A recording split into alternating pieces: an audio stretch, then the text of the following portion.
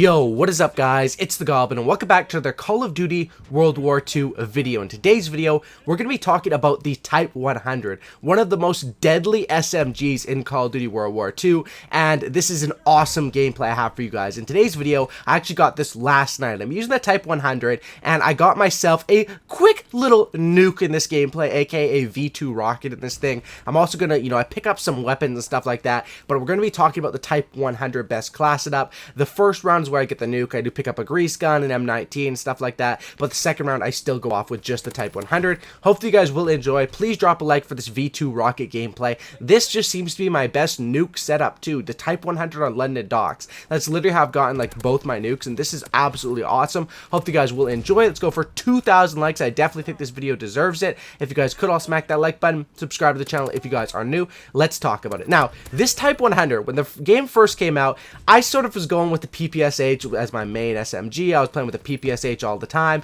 but this gun, when I unlocked attachments for it, and when I gave it a fair chance, this has to be the best SMG. It's between this and the PPSH, but this one is absolutely deadly. The fact that it literally has zero recoil, it is the ACR of SMGs. I mean, look at that. I'm killing people across the map with a silencer on in a millisecond. It's kind of a joke how good this one is, and I feel like if you have the right attachments and the right setup like I do, you can absolutely wreck people on these smaller to mid-sized maps. This Type 100 definitely has come up, and that's why I spent like 9,000, I spent like 10,000 I think of the salvage or armory credits to be able to get the variant that I'm using in this gameplay, which is sort of like a gold blackish variant. It's a pretty cool one. Obviously it was worth a lot to me. You can tell this gun is dear to my heart when I used all of my armory credits I've been saving up since the game came out to unlock this variant, simply because I was using this weapon so damn much. So let's talk about it. What makes this weapon good? Well, the first thing is the reload time is fairly quick. You have virtually no recoil and a decent amount of damage and a decent amount of fire rate. So that's what makes this gun very, very strong as far as the Type 100. A lot of the SMGs in this game I find are a little bit on the weaker side, especially when it compares to the assault rifles. The fact is, if you're using a bar, you can kill people so damn quickly compared to an SMG, and that's why you need to have these right SMG class setups. You can see this gun has about 45 bullets, I think it is, with extended mags. I think it's 30 off the default, and this class setup is awesome. So what I'm running with this is I'm going to be running the airborne class setup for the division.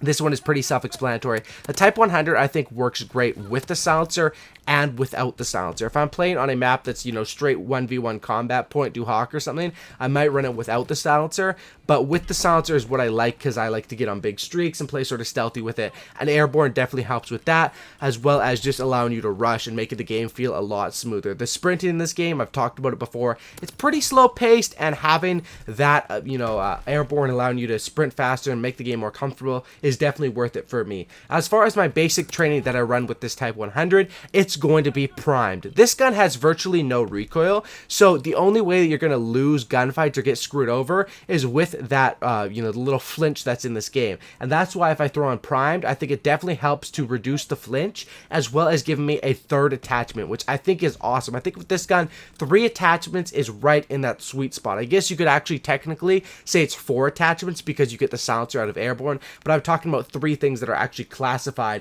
as, customizable attachments in this game, and that's definitely what I go with. We'll talk about the attachments in a second. As far as the secondary, it doesn't really matter. It's whatever your personal preference is. Mine, I run the machine pistol, extended mags, but that doesn't really matter. And the grenade, I just rock with the Semtex. That's what I've been liking a lot on the SMGs. Usually I'll rock a Semtex. On the assault rifles, either a frag grenade, one of those bouncing Betty trip mines, or just another Semtex, and that's what I usually like to rock. As far as the Type 100 for the actual class setup, you can see here, I think I get the nuke right here. I realized I'm on a 24, so I just post up here, easy, get the V2 rocket, and I think I go on like a streak for a double too, and this was a pretty good gameplay. I was able to get some noobs in the enemy team and just absolutely tear them up in the spawn. Had a lot of fun in this game. So the 3 attachments is what makes this Type 100 class setup complete for me, and what makes it so damn strong. The 3 attachments that I rock with this Type 100, the first one is going to be extended mags. Now, extended mags is not required on this weapon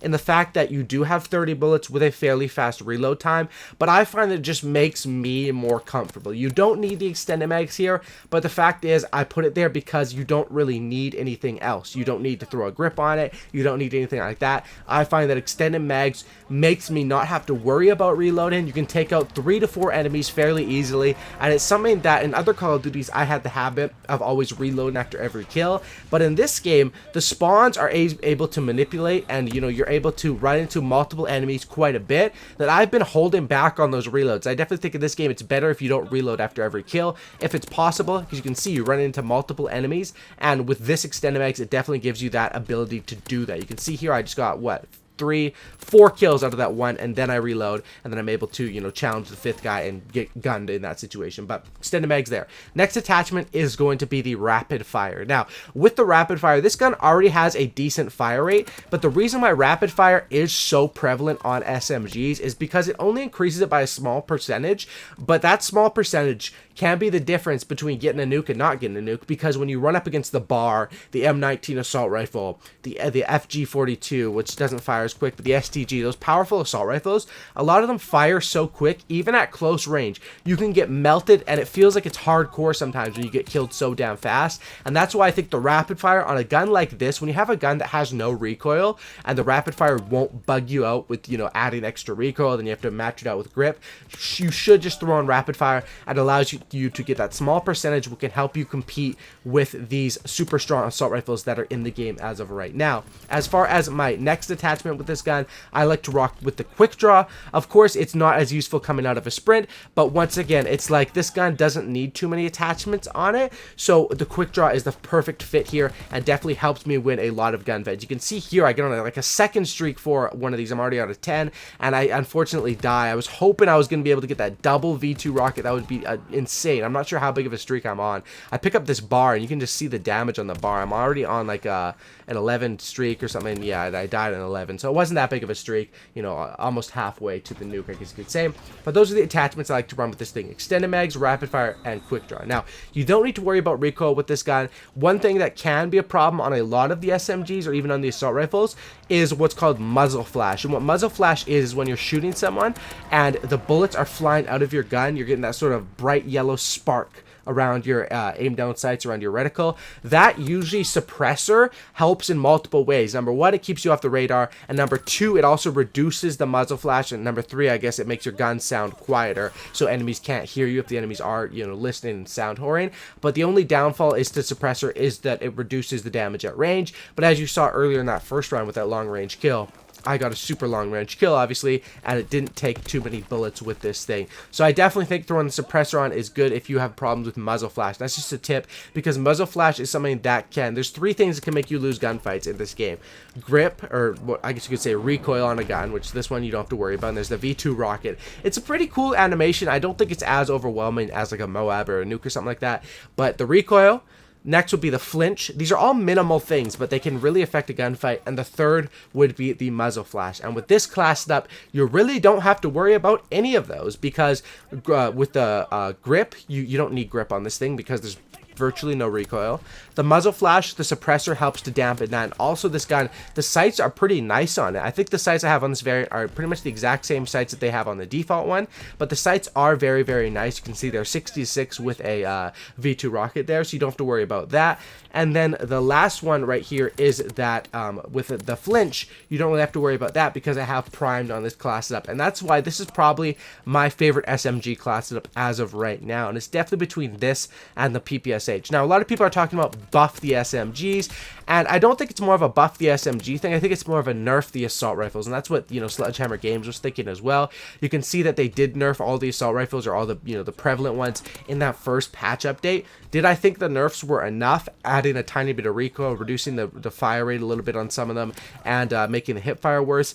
I still think assault rifles are better than SMGs in this game, if we're talking from a technical standpoint. But in a real-life standpoint, these maps are very small. And a map like London Docks is made for SMGs. Maps like the Forest are made for assault rifles. But there's certain maps on this game that are made for SMGs. And that's why I think even though the SMGs would be underpowered, you know, in a gun-on-gun situation, if you're able to play the map correctly, I mean, you can see the bar. It's just a joke how strong it is. But if you're able to play the map correctly, you can do quite well with the SMGs. And here I go off like a 12-0 off the start with the Type 100. I pick up the bar, and the whole enemy team rage quit. So hope you guys did enjoy today's video. Hope you guys did enjoy this Type 100 class setup. If you guys could drop a like, let's go for 2,000 likes. Subscribe to the channel if you guys are new. I would really appreciate that. Sub for Cookie and Don't Looky. Thanks for watching, guys, and have a great night. And I'm out. Peace.